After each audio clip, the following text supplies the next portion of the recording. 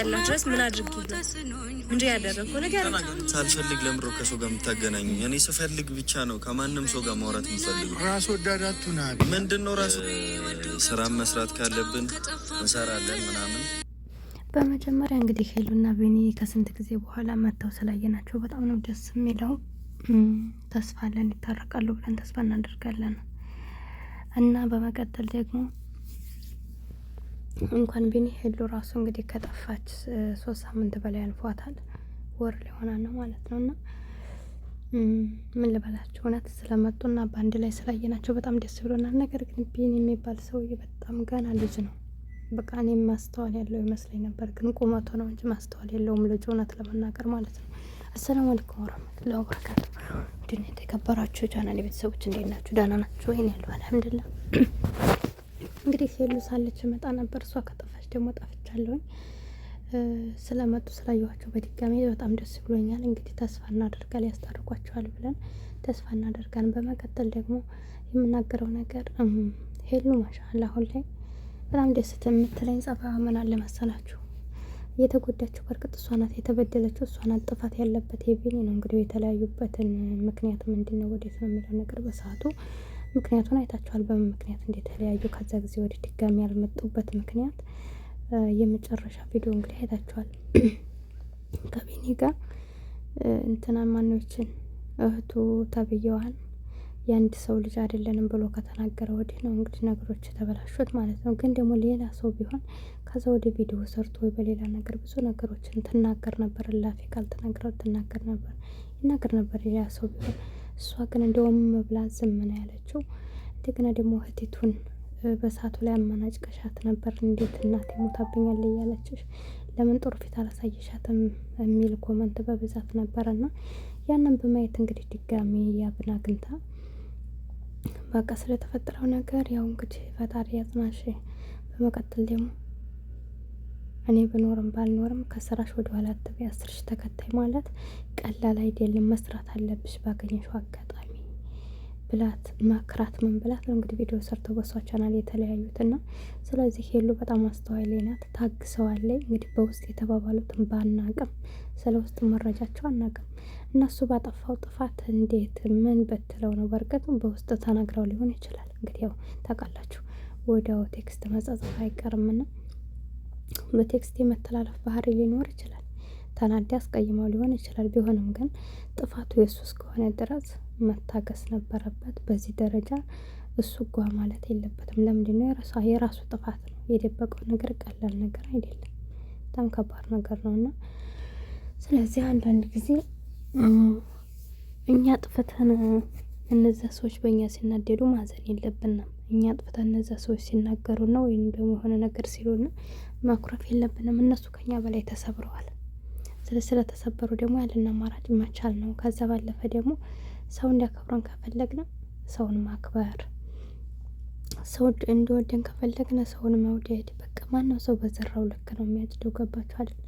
ስለዚህ አሁን ቢኒ ያንን ጥፋት ባያጠፋ እንደው ምናልባት ሰርባው እንኳ ቢሆን ማለት ነው በውስጥ ተነጋግረው እንኳ ቢሆን ልክ ስርቡ ልክ ናት ወይም ደግሞ እንደዛ ማለቷ ልክ ነው ሳይሆን ቢሆንም ግን እሱ ባያጠፋ ያን ነገር አትለውም። ገባችሁ? ዛሬ ራሱ አይታችኋል እንግዲህ በዛ ደረጃ የበቃ ያለህን ሰላም ተራሱ አልሰልምም ማየትም አልፈልግ ብሎ ነው። እሷ ራሱ ግራ ገብቷት አንተና እኔ በርግጥ ብንተን ብንልም ግን ደግሞ በዚህ ደረጃ ሰላም የማያባብል ጸብ አልተጣላንም እና ምን ሆነ ነው ምናምን ብለው የነበረውን ሁኔታ አይታችኋል። እሱ ደግሞ ያው ይህን ለማድረግ ጊዜና ቦታ ይኖረዋል። አሁን ላይ ግን ባላሰብኩበት መልኩ ለምን አመጣችሁ፣ ለምንስ እንደዚህ ያደረጋችሁ ብሎ ጓደኞቹን ራሱ ምን አገባችሁ እናንተ ምን ቤት ናችሁ እያላቸው ነበር። አይባልም። ስለዚህ ማስተዋል ይቀረዋል። ማንም ሰው ለእናንተ እንድትታረቁ ብሎ ዋጋ ከከፈለ ሰው ላይ 1 ደቂቃ ብኮን ሀታ ለው እንኳን በአካል እንደዚህ ለእናንተ ብሎ ለማስታረቅ ፀሐይ ላይ ቆሞ እንደዛ እንትን እያለ ኖርማል በስልክ ራሱ ከአሁን እናንተ ከተጣላችሁ ሰው ጋር እንድትታረቁ የሚመክራችሁ አይነት ሰው እንደው በወሬ ራሱ በቃ የራሱ በሀሳብ መደጋገፍ ይባላል። እና ስለዚህ የሰው ልጅ ደግሞ እናንተን አክብሮ ለማስታረቅ ሲመጣ ቢያንስ እርቁን ባንቀበል እንኳን ግን የሰው ልጅ ማመናጨቅ ወይ ደግሞ ምን አገባችሁ በእኔ አይመለከተኝም አይባልም። ማንም ሰው ዘመዳችሁ የቅርብ ሰው እስከሆነ ድረስ በእናንተ ያኔ ግዴታ ነው። እናንተ ስትከፉ መከፋት አይፈልግም፣ ደስታችሁን ይፈልጋል ማለት ነው። እና እንደዛ ስለሆነ ያው በእኔ ልክ አይደለም ብዬ ነው የማስበው። መረጋጋት ማስተዋልን ብለምድ ጥሩ ነው። ይሄ ለማለት እወዳለሁ። ያብ እንግዲህ ዛሬ የተናገረች እኔ ያብን አንዳንዴ የምወድላት በቃ እውነቱ ነው የምትናገረው አንዳንድ ሰዓት ላይ ማለት ነው። በተለይ እሷ ከልቧ ልታስታርቅ ከመጣይ ሲቀጥል ደግሞ ሄሉ ምንም አይነት ጥፋት እንኳን ያላጠፋችውን ብታጠፋ ራሱ ይሄ ተገቢ አይደለም፣ ለእሷ አይገባትም። ገብቷቸዋል። ዛሬ ላይ እሷ ተራቀ እንጂ በራሷ ታይም እሷ ግን ከእሱ እሺ ካለ ችግር የለብኝም እኔ እታረቃለሁ አብሬ መሆን እፈልጋለሁ ብላ አብራችሁ መሆን አለባችሁ ሲላት ጓደኛው። ስለዚህ በዚህ ልክ እሷን ደግሞ ሊገፋት አይገባም። ምክንያቱም ሄሉ እንኳን እሱን እህቱን ራሱ እንግዲህ 10K በላይ ያስገብታታል። እሱም ወደ 30 ምናምን ሺህ ገብቷል። በራሱ ታይም አበላሽቶ ባይጣሉ እስከ ዛሬ እሱም 50K ገባ ነበር፣ እህቱ ወደ 30K፣ እሷም ደግሞ በቃ ወደ 200K ገቡ ነበር። እና አያችሁት አይደለም? አብሮነት አንዳንዴ በጣም ጥቅም አለው። ፍቅርን ብቻ ሳይሆን የሚያካብተው ስራንም መንቀሳቀስንም ብዙ ነገሮችን በቃ ከእናንተ ጋር እንድትጠናከሩ ያደርጋል። እና ስለዚህ አሁን እዚህ ቦታ ላይ ሄሉ ጋር ስለተለያየ ያ በሚለይ ምሱም የለም። ሄሉ እንኳን መቼም በዛም በዚህም እየሞካከረ ነበረ። አሁን ላይ ተመልሳ ያው የት እንደጠፋይ ባናቅም ማለት ነው። እና ስለዚህ አብሮ መስራትን፣ አብሮ ማገኘትን፣ አብሮ መብላትን፣ አብሮ መጠጣትን ልመዱ። ጥፋ ካጠፋችሁ ደግሞ አይክበዳችሁ ይቅርታ ለማለት። የሰው ምን ችግር አለው? ከእናንተ ከሰውነታችሁ የሚቀነስ ነገር የለም። የምከፍሉት የምታወጡት ሂሳብ የላችሁ። ለምን ምን ችግር አለው? ያጠፋ ሰው ይቅርታ ቢል እንግዲህ ለዛም ነው ያብ እዚህ ጋር ያጠፋው አንተና እሷ አጥፍታ ቢሆን ይቅርታ ትለህ ነበረ።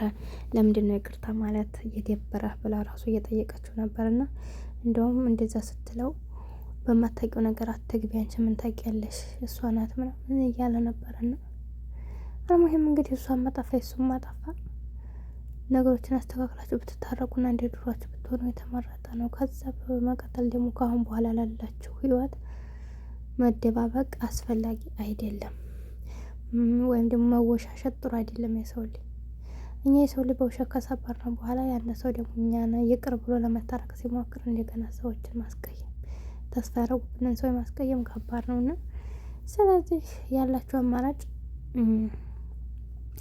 ታርቃችሁ እንደ ድሯችሁ ሆናችሁ ስራችሁን ስሩ። ለሁለታችሁም ጠቅሞ ያነ ነው ማለት ነው። ሄሉም እንግዲህ ያው ባለፈው አሞኝ ኦፕሬሽን ሆናለሁ ምናምን እያለኝ ነበረ። ሆናም ተመልሳ ይሁን ገና ልኮንም ይሁን አናውቅም። አልሙሂም ኸይር ነገር ይግጠመን ለሁላችን። የምትወዱትን አያሳጣችሁ እላችኋለሁ። ውድ ተመልካቾች ያው ሰሞኑን ስለጠፋው ቻናል የቀዝቀዝ ብሎብኛልና ሁላችሁም ላይክ እና ሰብ በማድረግ ተባበሩኝ። ሁላችሁንም እወዳችኋለሁ፣ አከብራችኋለሁ። አይከፈልበትም። ስደተኛ እህታችሁ ነኝ። በቀጣይ ቪዲዮ እስከምንገናኝ ሰላማችሁ ይብዛልኝ። አሰላሙ አለይኩም ወራህመቱላሂ ወበረካቱ።